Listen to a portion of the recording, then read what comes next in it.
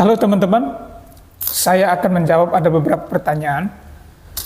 Di dalam Undang-Undang Nomor 1 Tahun 2023, Undang-Undang yang baru disahkan kemarin tahun 2026 tanggal 2 Februari, itu terkait dengan KUHP kita yang baru. Itu baru disahkan. Memang setelah disahkan ini banyak sekali problematik pro kontra di tengah masyarakat. Salah satunya terkait dengan apakah nanti misalkan kemudian ada masyarakat yang mengkritik presiden dan atau wakil presiden itu bisa dijerat secara pidana. Jadi begini teman-teman, dalam ketentuan di dalam pasal 218 dan 219 Kitab Undang-Undang Hukum Pidana itu mengatur terkait dengan penyerangan kehormatan, harkat dan martabat presiden dan wakil presiden. Di situ mengatur teman-teman, ya. Jadi di situ kita akan bisa membedakan mana yang disebut penyerangan kehormatan presiden dan atau wakil presiden dan mana yang disebut dengan kritik. Untuk lebih jelasnya teman-teman, saya akan membacakan dulu kedua pasal ini agar kemudian nanti bisa jelas mana yang disebut kritik dan mana yang disebut dengan penghinaan atau penyerangan kehormatan terhadap presiden dan atau wakil presiden. Saya bacakan dulu teman-teman. Yang pertama, di dalam pasal 218 itu mengatur ketentuannya begini. Setiap orang yang di muka umum menyerang kehormatan atau harkat dan martabat presiden dan atau wakil presiden dipidana dengan pidana penjara paling lama 3 tahun. Sedangkan di pasal 219, setiap orang yang menyiarkan, mempertunjukkan, atau menempelkan tulisan atau gambar sehingga terlihat oleh umum, memperdengarkan rekaman sehingga terdengar oleh umum, atau menyebarluaskan dengan sarana teknologi informasi yang berisi penyerangan kehormatan atau harkat dan martabat presiden dan atau wakil presiden dengan maksud agar isinya diketahui oleh umum, dipidana dengan pidana penjara paling lama 4 tahun. Jadi di sini teman-teman, kita bisa membedakan mana yang disebut dengan kritik dan mana yang disebut dengan penyerangan kehormatan atau harkat dan martabat presiden dan wakil presiden.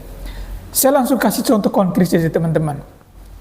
Jadi contoh nyata yang sering kita ketemukan di sosial media ya.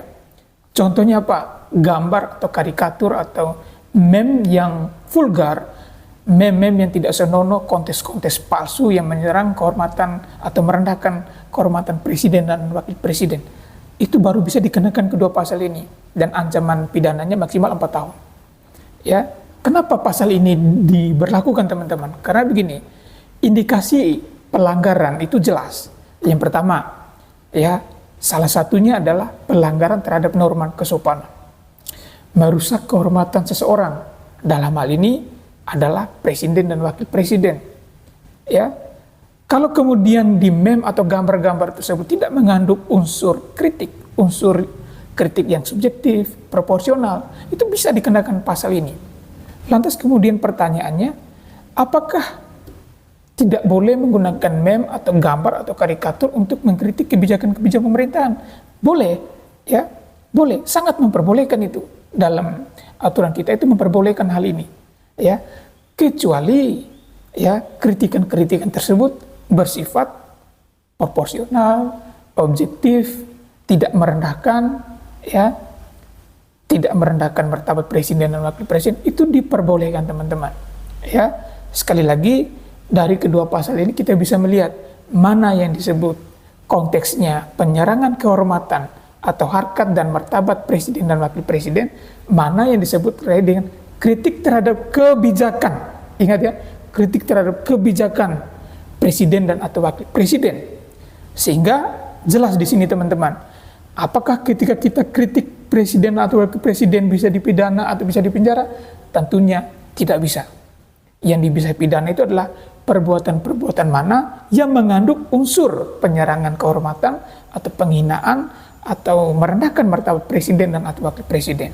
Jadi dalam konteks berlakunya Undang-Undang Nomor 1 Tahun 2023 ini, kita bisa memberikan pemahaman yang jelas, berikan sosialisasi yang jelas kepada masyarakat umum bahwa memang kritik atau suara dari masyarakat yang mengontrol jalannya sistem pemerintahan ini tidak dibatasi teman-teman. Jadi kritik yang membangun itu sangat-sangat diperbolehkan. Sehingga sekali lagi di dalam pasal 218 dan pasal 219 ini tidak dimaksudkan untuk membatasi kritik yang bersifat objektif, kritik yang bersifat membangun, rasional, proporsional, apalagi kritik yang bersifat membangun untuk kepentingan umum.